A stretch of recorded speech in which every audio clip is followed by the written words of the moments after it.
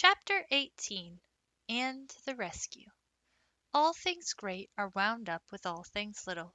At first glance it might not seem that the decision of a certain Canadian premier to include Prince Edward Island in a political tour could have much or anything to do with the fortunes of little Anne Shirley at Green Gables.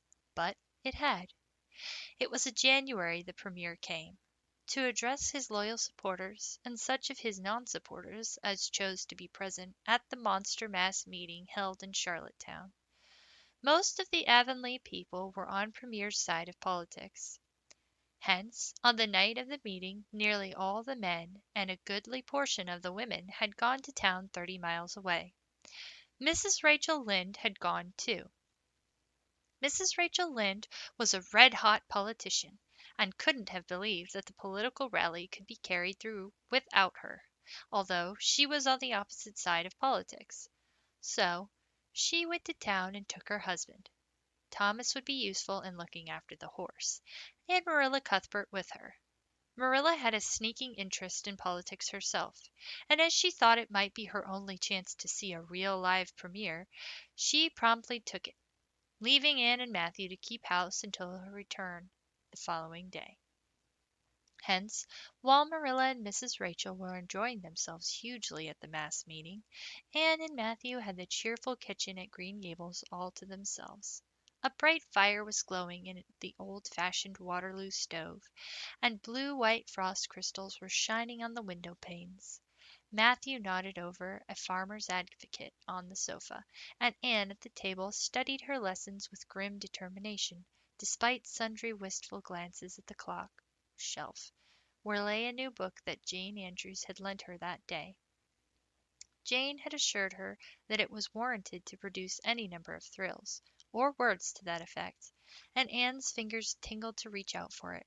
But that would mean Gilbert Blythe's triumph on the morrow. Anne turned her back on the clock shelf and tried to imagine it wasn't there. Matthew, did you ever study geometry when you went to school?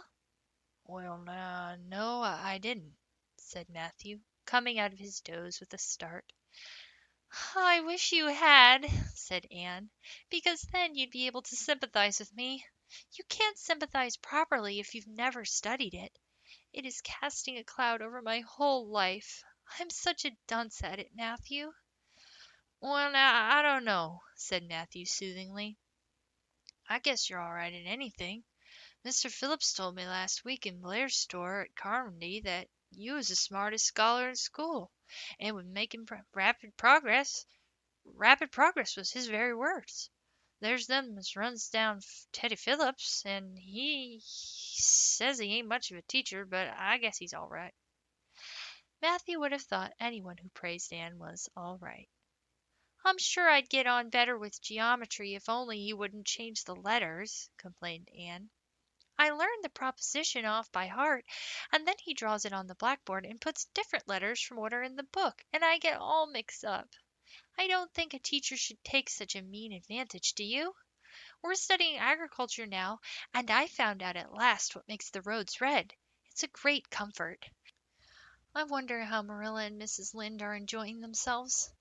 Mrs. Lynde says Canada's going to the dogs the way things are being run at Ottawa, and that it's an awful warning to the electors. She says if women were allowed to vote, we would soon see a blessed change. What way do you vote, Matthew? Conservative, said Matthew promptly. To vote Conservative was part of Matthew's religion. Then I'm Conservative too, said Anne decidedly. I'm glad because some of the boys in school are grits. I guess Mr. Phillips is a grit too, because Prissy Andrews' father is one. And Ruby Gillis says that when a man is courting, he always has to agree with the girl's mother in religion and her father in politics. Is that true, Matthew? Well, now, I don't know, said Matthew. Did you ever go courting, Matthew? Oh, well, now, no, I don't know as I ever did, said Matthew, who had certainly never thought of such a thing in his whole existence. Anne reflected with her chin in her hands. It must be rather interesting, don't you think, Matthew? Ruby Gillis says when she grows up she's going to have ever so many bows on the string and have them all crazy about her. But I think that would be too exciting. I'd rather have just one in his right mind. But Ruby Gillis knows a great deal about such matters because she has so many big sisters, and Mrs. Lynde says the Gillis girls have gone off like hot cakes. Mr. Phillips goes up to see Prissy Andrews nearly every evening. He says it's to help her with her lessons, but Miranda Sloane is studying for Queen's too, and I should think she needed help a lot more than Prissy because she's ever so much stupider. But he never goes to help her in the evenings at all. There are a great many things in this world that I can't understand very well, Matthew. Well, now, I don't know as I comprehend them all myself, acknowledged Matthew. Well, I suppose I must finish up my lessons. I won't allow myself to open the new book that Jane lent me until I'm through. But it's a terrible temptation, Matthew. Even when I turn my back on it, I can see it there just as plain. Jane said she cried herself sick over it. I love a book that makes me cry. But I think I'll carry that book into the sitting room and lock it in the jam closet and give you the key. And you must not give it to me, Matthew, until my lessons are done. Not even if I implore you on my bended knees. It's all very well to say resist temptation, but it's ever so much easier to resist it if you can't get the key. And then I shall run down to the cellar and get some russets, Matthew. Wouldn't you like some russets?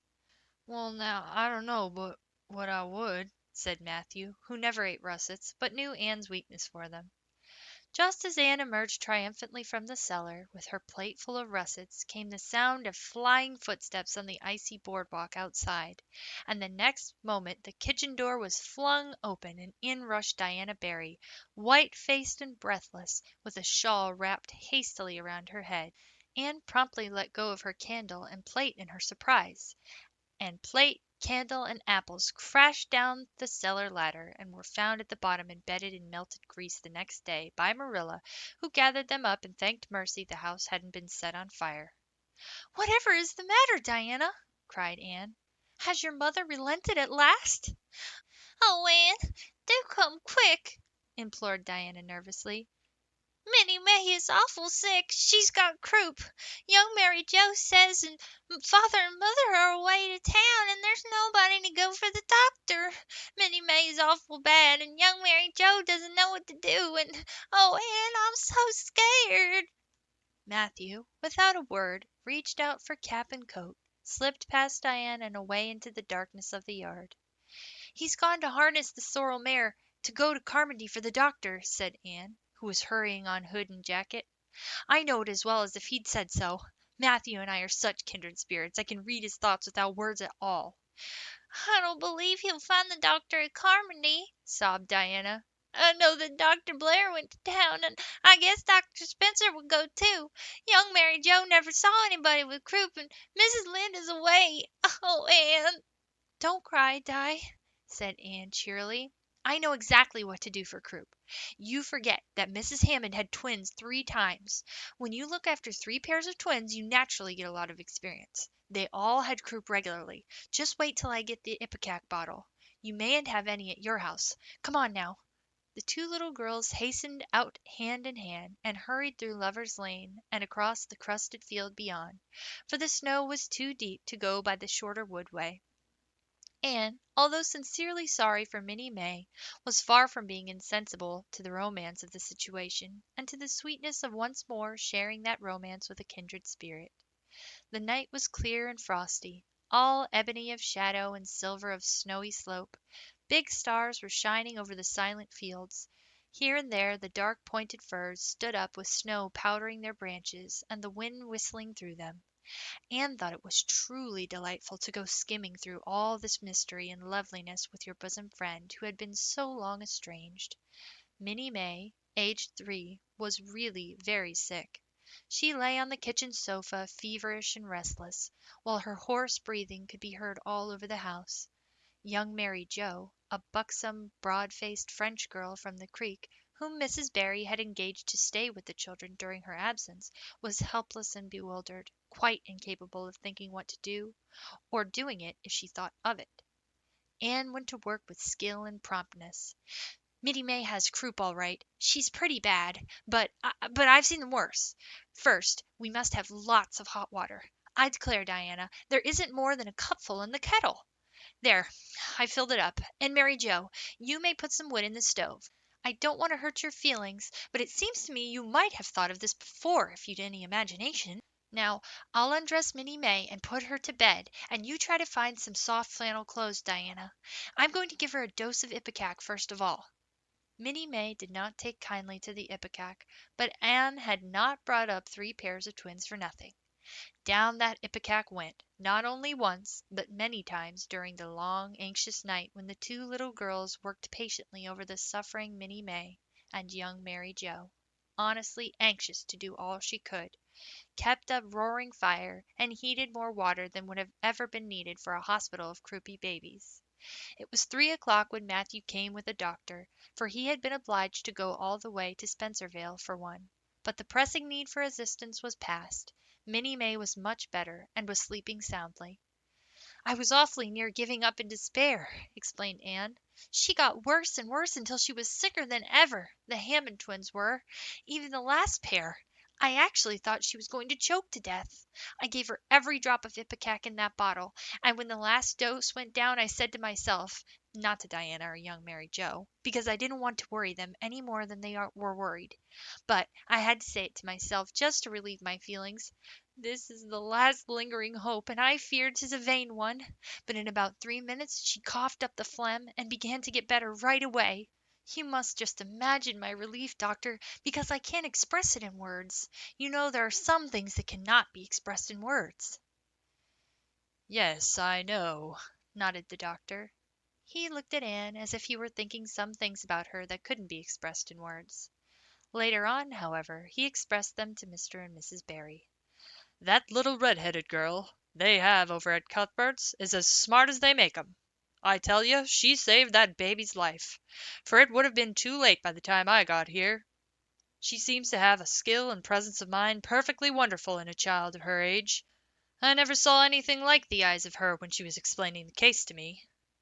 Anne had gone home in the wonderful white frosted winter morning, heavy-eyed from loss of sleep, but still talking unweariedly to Matthew as they crossed the long white fields and walked under the glittering fairy arch of the Lovers' Lane maples. "Oh, Matthew, isn't it a wonderful morning? The world looks like something God had just imagined for his own pleasure, doesn't it? Those trees look as if I could blow them away with a breath. Poof! Oh, I'm so glad I live in a world where there are white frosts, aren't you? And I'm so glad Mrs. Hammond had three pairs of twins after all.